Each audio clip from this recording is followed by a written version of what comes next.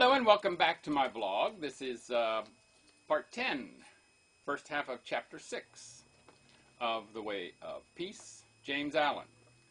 Saints, Sages, and Saviors, the Law of Service. The spirit of love which is manifested as a perfect and rounded life is the crown of being and the supreme end of knowledge upon this earth.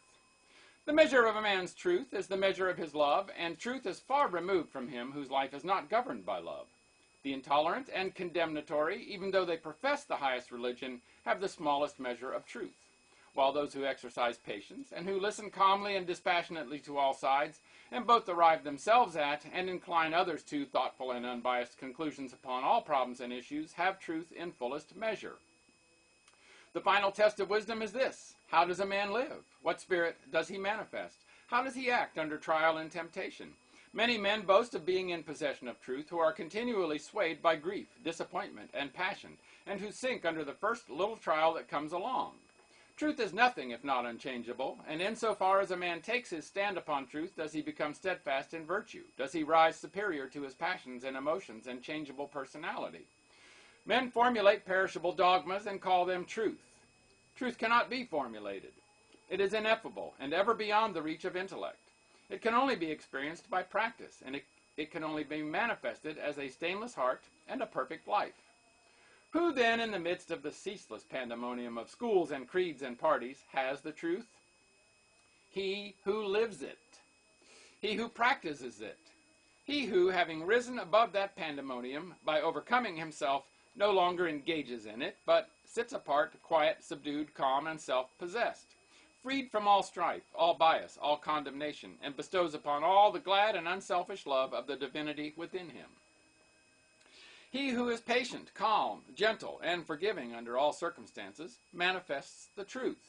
Truth will never be proved by wordy arguments and learned treatises, for if men do not perceive the truth in infinite patience, undying forgiveness, and all-embracing compassion, no words can ever prove it to them.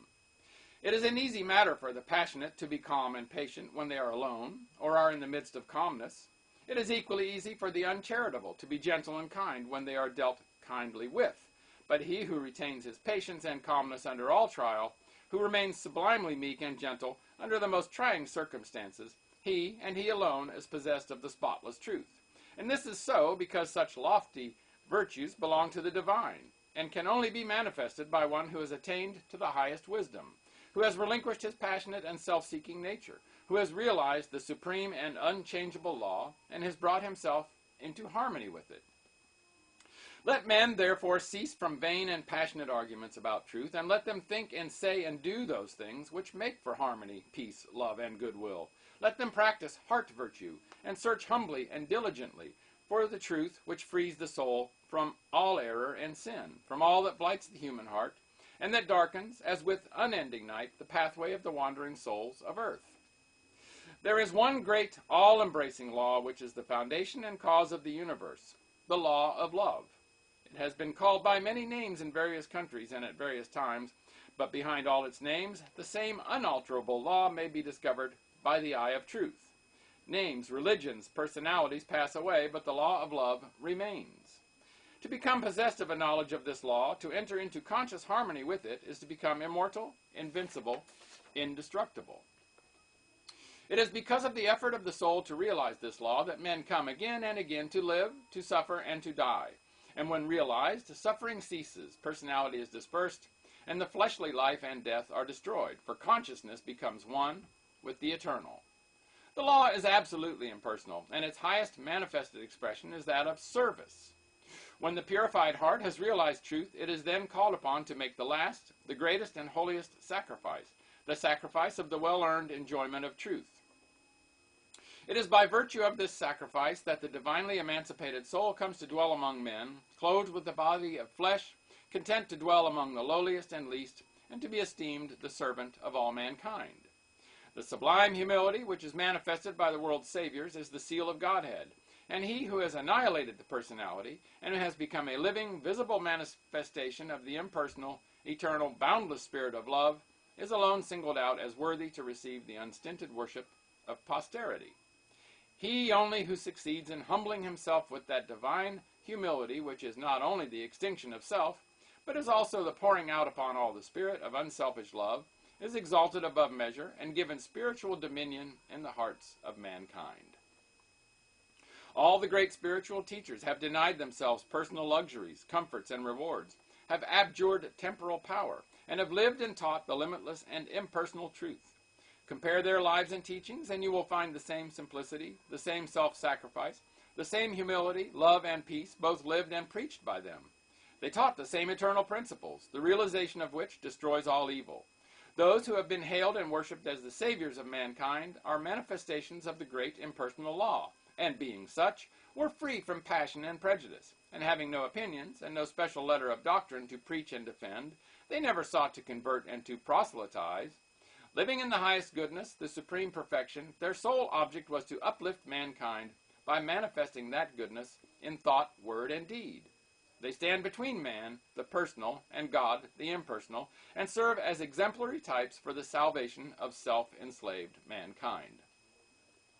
Men who are immersed in self, and who cannot comprehend the goodness that is absolutely impersonal, deny divinity to all saviors except their own, and thus introduce personal hatred and doctrinal controversy, and, while defending their own particular views with passion, look upon each other as being heathens or infidels, and so render null and void, as far as their lives are concerned, the unselfish beauty and holy grandeur of the lives and teachings of their own masters.